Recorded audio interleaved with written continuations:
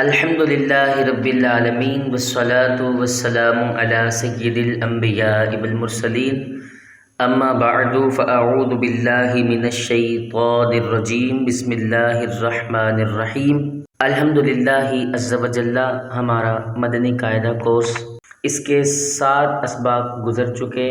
آج ہمارے سامنے سبق نمبر 8 ہے اور میری تمام سننے والے دیکھنے والے ناظرین کرام کو ایک مرتبہ پھر ریکویسٹ ہے کہ آپ اگر مدنی قاعدہ درست طریقے سے پڑھنا چاہتے ہیں تو کلاس نمبر 1 سے ہمیں جوائن کر لیں۔ صدیق اکبر آن لائن اکیڈمی کا چینل سبسکرائب کریں اور انشاءاللہ العزیز اس کی 20 کلاسز ہم اپلوڈ کریں گے۔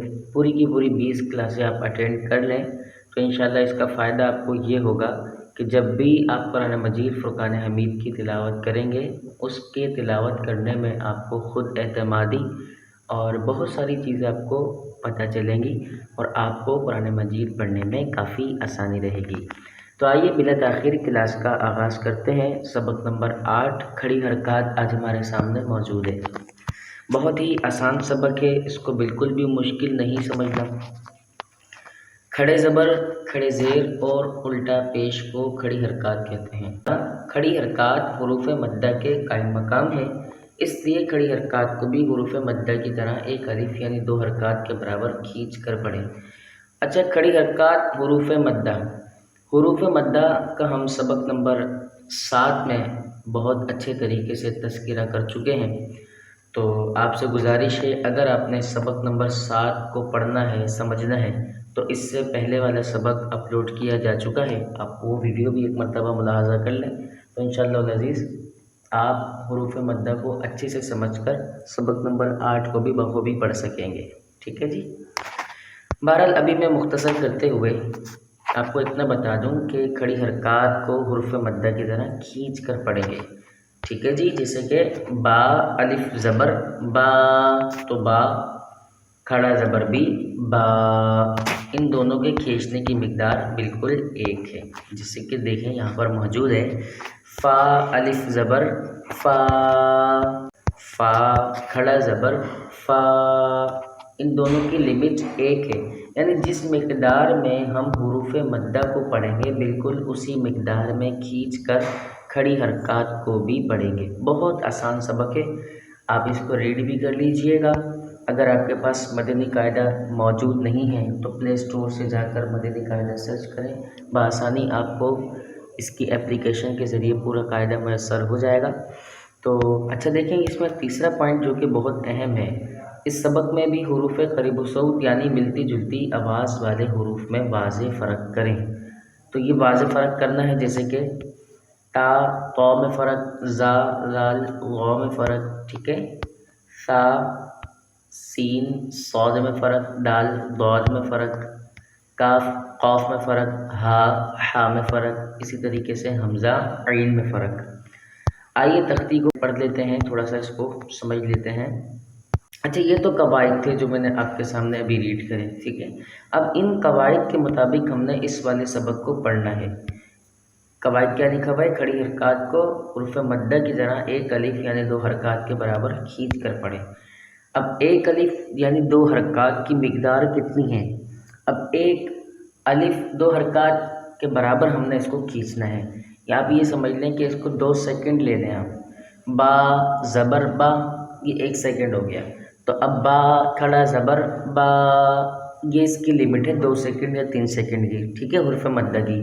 اور حرکات کی جو ہم نے سبق نمبر 3 میں حرکات پڑھا تھا اس کی بالکل بھی نہیں کھینچتے، تو اس کو 1 سیکنڈ کے ٹائم میں پڑھیں گے، جیسے کہ تا زبر تا، بس۔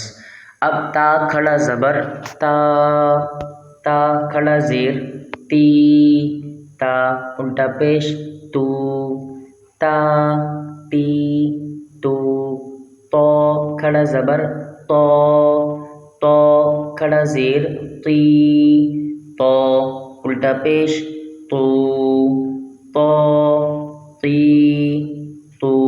اچھا، یہ تو ہجے کا طریقہ ہو گیا۔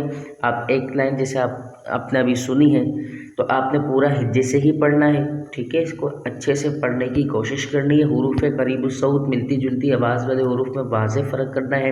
ملتی جلتی آواز والے جو حروف ہیں سبق نمبر 4 میں سبق نمبر 4 بھی آپ اچھے سے ملاحظہ کر لیں، اس میں حروف قریب الصوت کا مکمل تذکرہ کیا گیا ہے۔ آپ انشاءاللہ العزیز اس کو سمجھ کر پھر آگے اسٹیپ بائی اسٹیپ آئیے گا، انشاءاللہ آپ کو سمجھنے میں آسانی ہوگی۔ اچھا، ہجے کا طریقہ میں آپ کو بتا چکا ہوں کہ اس کو کس طرح پڑھنا ہے۔ اب آگے میں رواں پڑھ دیتا ہوں تاکہ ہمارا جو ٹائم ہے وہ کم سے کم لگے اور ہم اچھے سے اچھا قرآن پاک پڑھنے کی کوشش کر سکیں۔ زا، زی، زو، را، ری، ذو، ظو، ظی، ظو، ثا، ثی، ثو، سا، سی، سو، صو، صی، سو، دا، دی، دو، دو، دی، دو، کا، کی، کو، قو، قی، قو، ہا، ہی، ہو، حا، حی، حو، آ، ای، او۔ اچھا، یہ دونوں ایک ہی ہیں۔ اس کا بھی ہم نے سبق نمبر 3 میں پڑھا تھا کہ جس الف کے اوپر کوئی حرکت آ جائے وہ حمزہ بن جاتا ہے، تو یہ دونوں ایک ہی ہیں، ٹھیک ہے؟ اس میں آپ لوگوں نے کنفیوز نہیں ہونا، ایک ہی ہے یہ۔ آ، ای، او، آ، عی، عو۔ امید ہے آج کا سبق آپ کو سمجھ میں آیا ہوگا، تو آپ نے اس کو پڑھنے کی کوشش کرنی ہے اور ہر ویڈیو مکمل دیکھنی ہے۔ اگر آپ نے اس سے پہلے جو 7 اسباق ہمارے اپلوڈ ہو چکے ہیں ان کو نہیں سنا، کہ اگر آپ صحیح قرآن مجید پڑھنا چاہتے ہیں، شوق رکھتے ہیں اچھا قرآن پڑھنے کا، تو آپ سبق نمبر 1 سے اسٹارٹ کر لیجئے گا۔ انشاءاللہ العزیز جیسے ہی یہ ہماری 20 تختیاں کمپلیٹ ہو جائیں گی، اسٹیپ بائی اسٹیپ آپ ابھی سیکھتے آئیں گے تو انشاءاللہ العزیز جب ہمارا قاعدہ کمپلیٹ ہوگا اس کے بعد آپ کو قرآن مجید پڑھنے میں بہت آسانی ہوگی اور آپ تجوید کے ساتھ اچھے انداز کے ساتھ اللہ رب العزت کا کلام بآسانی پڑھ سکیں گے۔